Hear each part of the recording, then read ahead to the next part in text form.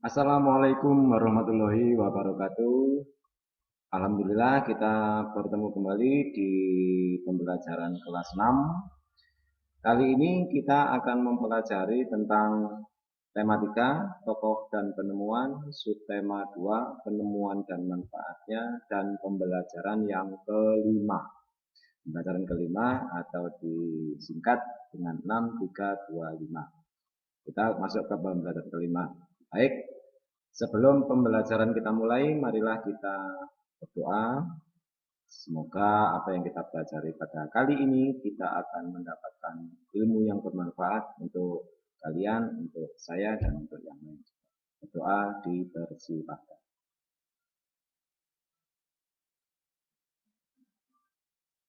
Amin. Selesai? Baik. Bismillahirrahmanirrahim. Mari kita amali pembelajaran kali ini dengan semangat, dengan selalu berdoa kepada Allah, semoga kita menjadi manusia yang bermanfaat. Kita masuk ke slide pertama. Seperti biasa kita ada 6 bagian yang perlu kita pelajari, mulai dari tujuan sampai sumber bacaan. Kita mengawali dari yang pertama dulu, tujuan. Untuk pembelajaran kelima ini ada tetap kita mempelajari 2 muatan, yaitu muatan IPS. Tujuannya adalah mengidentifikasi perubahan sosial budaya dalam kehidupan masyarakat. Mengidentifikasi itu kan sama dengan melihat ciri-cirinya, atau memilih, atau meneliti, dan seterusnya.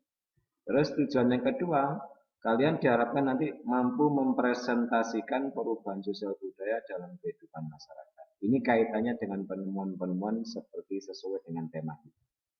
Lalu yang SBDP, seni budaya dan prakarya, mengidentifikasi interval nada untuk memainkan alat musik. Interval nada kalian sudah pasti tahu, mulai dari do sampai ke do lagi yang paling atas. Ini lalu memainkan, tujuan yang kedua memainkan lagu dengan menggunakan alat musik. Ini terserah kalian nanti, bisa memakai suling, bisa memakai organ atau piano atau yang lain. Nah, berikutnya kita masuk ke slide yang kedua, selanjutnya, yaitu masuk ke materi IPS. Masuk ke materi IPS, kita tahu di situ dipampangkan di tayangan kalian ada seorang tokoh penemu yang namanya adalah Charles Babbage, atau dia seorang ahli matematika. Kaitannya dengan judul yang atas ini, dia dikenal sebagai penemu komputer. Penemu komputer untuk yang pertama. Tapi jangan dibayangkan komputer yang ditemukan beliau sama dengan komputer yang kita gunakan pada saat ini. Tentunya pada saat itu beliau lahir ini tahun 1792. Sekitar 1018 beliau baru menemukan rangkaian komputer. Tentunya masih komputer yang sederhana. Nah, ini nanti akan kita bahas di sini. Ini ya. Jadi penemu komputer untuk yang pertama kali adalah Charles Babbage. Dia seorang ahli matematika. Fotonya ada di sebelah ini. Ini orangnya seperti ini. Lalu materi berikutnya, ini karena tadi yang penemu komputer sudah kita ketahui, maka kita masuk ke perkembangan komputer untuk yang penjelasan berikutnya. Pertama kali komputer ditemukan berdasarkan sebuah alat yang namanya alat hitung tradisional abacus. Tradisional ini kalau kalian tahu gambar ini seperti sempoa yang digunakan oleh orang-orang Cina. Jadi ada butiran-butiran sehingga nanti bisa dipakai untuk sebagai alat hitung. Berkembang dari alat hitung ini ditemukan 500 tahun 500 sebelum Masehi. Tahun 500 sebelum Masehi. Tahun Masehi itu tahun 1, jadi tahun 500 sebelum Masehi. Terus yang kedua, perkembangan berikutnya tahun 1821 komputer pertama kali ditemukan. Komputer pertama kali ditemukan dengan model seperti itu. Ini bisa kalian lihat di buku kalian, di buku siswa yang tema ini. Lalu Tahun 1939 komputer listrik baru dibuat dengan komponen yang tentunya juga masih sangat sederhana.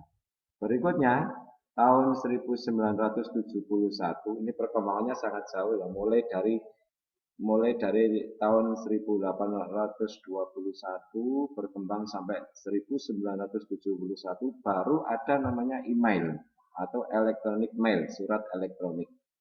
Ini pertama kali dipakai atau dibuat dan dikirimkan, mengganti dari surat-surat yang manual secara tulisan tangan atau ketikan.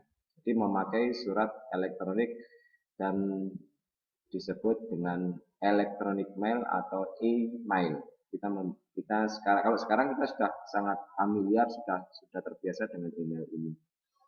Ini tentunya dulu pada tahun ini yang memakai bukan orang per orang, tapi masih dari lembaga-lembaga atau kantor-kantor.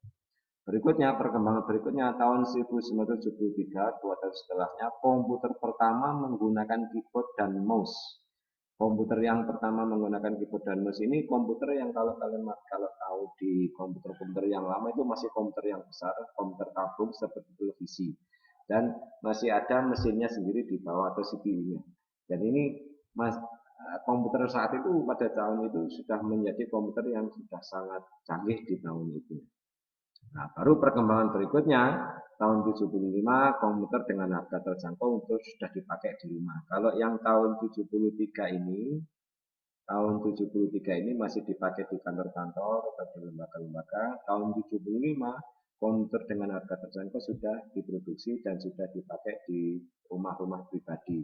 Tentunya tahun sekian yang memakai komputer itu adalah orang-orang penting yang bekerja di perusahaan-perusahaan atau di kantor-kantor penting, dan tentunya orang yang kaya juga. Tahun 83 internet baru ada dipakai untuk jaringan yang lebih luas. Kalau di tahun-tahun sebelumnya sudah ada tapi hanya lokalan. Tapi kalau tahun 83 ini internet dengan jaringan global sudah mulai diciptakan. Tahun 1983 sudah dipakai, sudah mulai ada internet yang dipakai untuk seluruh dunia. Tapi pada tahun segitu di kita sendiri di Indonesia masih jarang.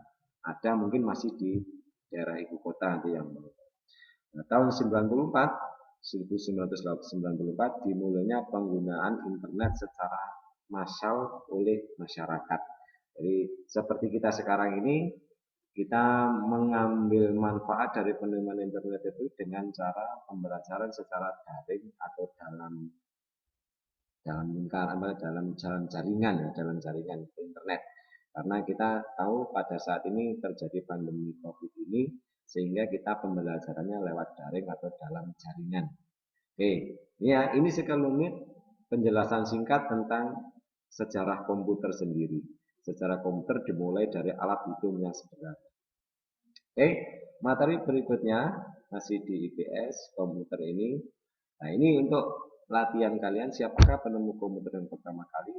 Kalian bisa merewind atau mengulang kembali di video yang sebelumnya tadi. Itu ada seorang tokoh yang seorang ahli matematika juga yang menjadi penemu komputer. Lalu kapan pertama kali komputer digunakan dan apa dampak yang dirasakan dengan temuan tersebut sampai sekarang. Ini tentunya kalian sudah pasti sangat bisa menjawab pertanyaan ini dengan sangat baik. Oke, simpulan. Ulat telaten tidak mudah putus asa, bekerja keras, inovatif. Ini adalah sifat-sifat yang diperlukan atau yang dimiliki oleh penemu-penemu kita. Mereka ulat, gagal coba lagi, tidak mudah putus asa. Dan perlu adanya sifat yang inovatif atau otaknya ini perlu inovasi, penuh temuan-temuan. Oh, ini enaknya dipilihkan, ini enaknya dipilihkan, ini diperbaiki demikian, ini diperbarui lagi. Terus seperti itu sehingga akhirnya dari komputer yang awalnya hanya sangat sederhana tadi bisa berkembang sampai seperti sekarang, bahkan sudah menjadi kebutuhan sekarang ini. Kalau komputer itu bisa berupa laptop, tablet, gadget, dan yang lain. Nah, untuk evaluasinya kalian bisa mengerjakan di link soal yang ada di ini bisa kalian catat, bisa kalian kerjakan nanti melalui internet di Google. Pesannya, berusaha dan selalu mencoba adalah kunci keberhasilan. Ini sama dengan pesan di pembelajaran-pembelajaran sebelumnya. Tetap selalulah berusaha, tetap selalulah mencoba, karena itu nanti menjadi kunci kalian untuk menjadi orang yang berhasil. Baik, sumbernya tetap di buku kurikulum K13 revisi 2018 dan akhirnya pembelajaran kali ini tuntas. Terima kasih atas perhatiannya, terima kasih sudah menonton video ini, semoga video ini nanti bermanfaat untuk kita semua dan untuk kemajuan kita semua. Sampai jumpa di pembelajaran-pembelajaran berikut. Terima kasih. Assalamualaikum warahmatullahi wabarakatuh.